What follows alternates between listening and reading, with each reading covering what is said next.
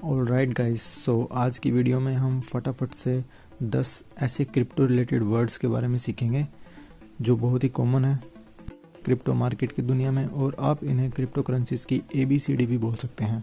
तो लिस्ट में सबसे पहले हम बात करेंगे ब्लॉकचेन के बारे में। ब्लॉकचेन वर्ड क्या है? तो सिंपल भाषा में ब्लॉकचेन एक डिजिटल लेजर है, यानी कि एक डिजिटल बही खाता है जिसमें सारी ट्रांजैक्शंस को स्टोर करके रखा जाता है ब्लॉक्स के अंदर। ये ब्लॉक्स कभी डिस्ट्रॉय नहीं हो सकते और ना ही कभी चोरी हो सकते, ना ही इसे हैक किया जा सकता। मतलब पूरी तरह से सिक्योर होता है ये। क्रिप्टो करेंसीज की और NFTs की ओनरशिप की जानकारी इसमें स्टोर होती है। मतलब बताने को तो, एक्सप्लेन करने को 1 घंटे की वीडियो इसके ऊपर बन जाएगी, बट सिंपलेस्ट भाषा में ये एक डिजिटल लेजर है। सो सेकंड हमारा वर्ड है यहाँ पर अल्ट कॉइन्स। सो अल्ट कॉइन्स का मतलब होता है अल्टरनेटिव कॉइन्स। बिट कॉइन से हटके जितने भी हमारे पास कॉइन्स हैं वो सारे अल्ट कॉइन्स हैं। अल्ट कॉइन्स में सबसे नंबर 1 पे जो कॉइन है उसका नाम है इथेरियम। बाकी इसमें और अल्ट कॉइन्स के बादशाह खड़े हो रहे हैं, जैसे कार्डानो हो गया, मैटिक हो गया, टेरा लूना हो गया। थर्ड जो हमारा वर्ड है इस लिस्ट में वो है सीड फ्रेज। तो जब भी हम कोई डिजिटल क्रिप्टो करेंसी वॉलेट को डाउनलोड करते हैं और उसे सेटअप करते हैं अपने फ़ोन में, तो वो लोग एक 10 से 12 वर्ड्स का सीड फ्रेज हमें जनरेट करके देते हैं कुछ इस तरह से।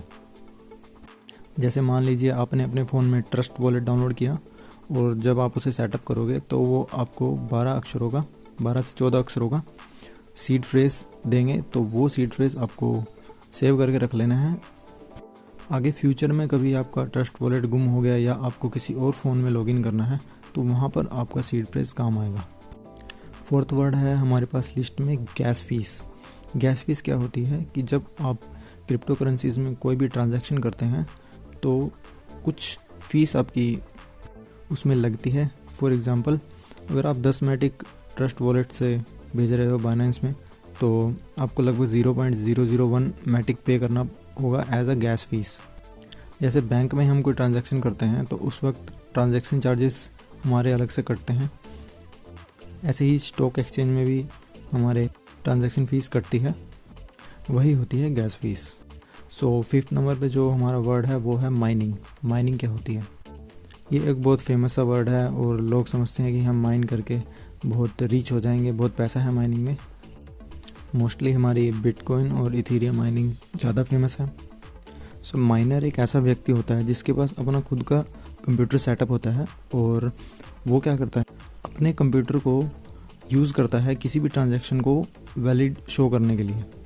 सो जो पिछले वर्ड में हमारी गैस फीस कटी थी वो क्रिप्टो के फॉर्म में कटी थी, तो वो जो क्रिप्टो कटे थे वो माइनर्स को मिल जाएंगे।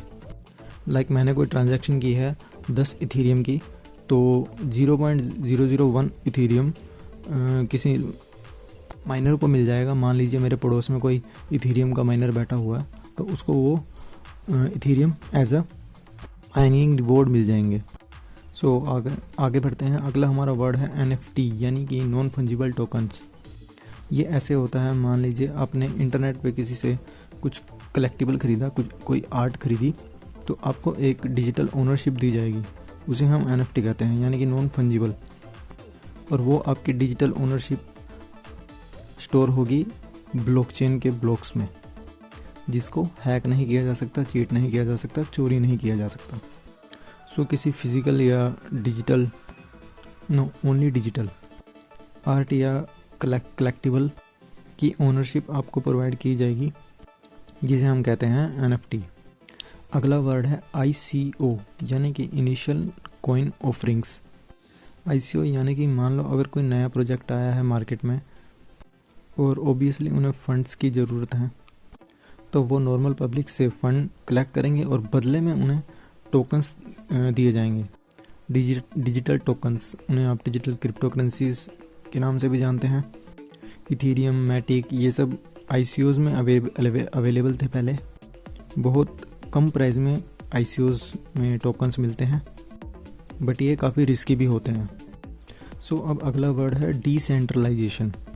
इस वर्ड का मतलब है कि किसी भी पावर को छोटे छोटे हिस्सों में बांट देना, एक जगह पर सेंटर करके नहीं रखना, डिसेंट्रलाइजेशन। अब इसका मतलब क्या है? जो नंबर 1 वर्ड यानी ब्लॉकचेन में मैंने आपको बताया था कि जो इन्फॉर्मेशन है वो ब्लॉक्स में स्टोर होके रखी जाती है। तो वो जो ब्लॉक्स हैं वो किसी भी एक कंप्यूटर सिस्टम पे हमेशा के लिए नहीं रुकते हैं, अलग अलग कंप्यूटर सिस्टम में ट्रांसफ़र होते रहते हैं। इसलिए किसी भी एक पर्टिकुलर कंप्यूटर सिस्टम में उसका पूरा अधिकार नहीं रहता। समझ रहे हैं आप? यानी अथॉरिटी को अलग अलग सिस्टम में बांट दिया गया, तो इसे हम कहते हैं डिसेंट्रलाइजेशन। अगला वर्ड है वॉलेट एड्रेस। ये देखने में कुछ ऐसा होता है 0, X, 1, Z ऐसे करके बहुत लंबा सा एक वर्ड होता है जिसे हम वॉलेट एड्रेस बोलते हैं।